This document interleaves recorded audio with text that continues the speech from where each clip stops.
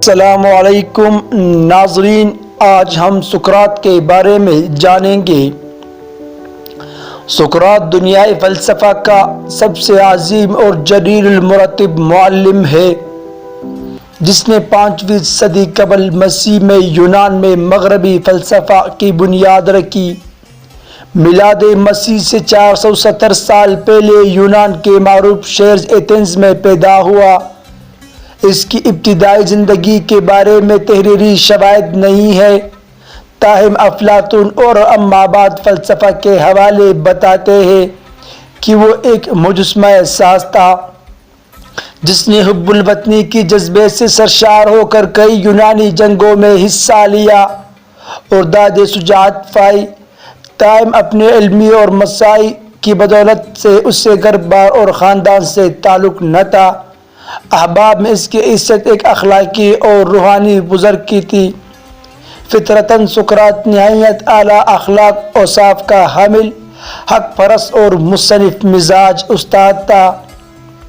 اپنی اسی حق پرستانہ فطرت اور مسلسل غور و فکر کے باعث آخر عمر میں اس نے دیوتاؤں کے حقیقی وجود سے انکار کر دیا، جس کی پاداش میں جمہوریہ ایتھنز کی عدالت نے 399 قبل مسیح میں اس سے موت کی سزا سنائی اور سقراط نے حق کی خاطر زہر کا پیالہ پی لیا۔ سقراط کا باپ سنگتراش اور ماں دایا تھی۔ دونوں مل کر جو کماتے تھے ان کی گزر بسر کے لیے کافی تھا۔ سقراط کو نوجوانی میں کبھی فکر معاش لاحق نہ ہوئی۔ اس نے مبتدئ اول فلسفہ میں درک حاصل کیا۔ ابتدا میں اس سے طبعی فلسفہ سے لگاؤ تھا، جو رفتہ رفتہ بالکل سرد پڑ گیا اور اس کے بجائے یہ معلوم کرنے کے چٹک لگ گئی کہ زندگی بسر کرنے کی وہ روش کون سی ہے جسے انسانوں کے لیے سب سے مستحسن قرار دیا جا سکتا ہے۔ خاصی عمر کا ہو جانے کے بعد اس نے زین تیپی نامی ایک عورت سے شادی کی۔ اس کا نام ظاہر کرتا ہے کہ وہ کسی اچھے خاندان سے تعلق رکھتی تھی اور جیب میں کچھ نہ کچھ نقدی بھی لائی ہوگی۔ زین تیپی کی بدمزاجی اور جنجل کے افسانے بہت مشہور ہے۔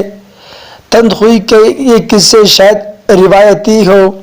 سقراط ایک ایسا شوہر یقینی نہیں ہوگا جس کے ساتھ نباہ کرنا آسان ہو۔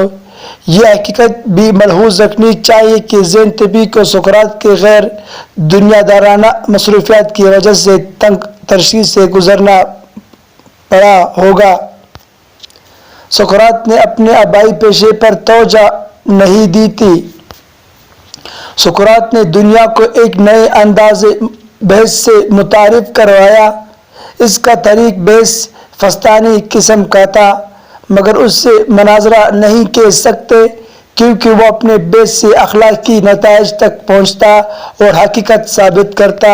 وہ پے در پے سوال کرتا اور پھر دوسروں پر ان کی دلائل کی تضادات عیاں کرتا اور یوں مسائل کی تہ تک پہنچ کر منطقی و مدلل جواب سامنے لاتا۔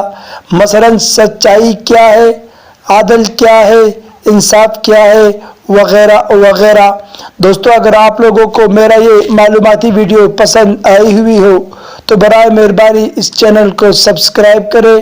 انشاءاللہ میں اور بھی معلوماتی ویڈیو آپ لوگوں کی خدمت میں پیش کروں گا۔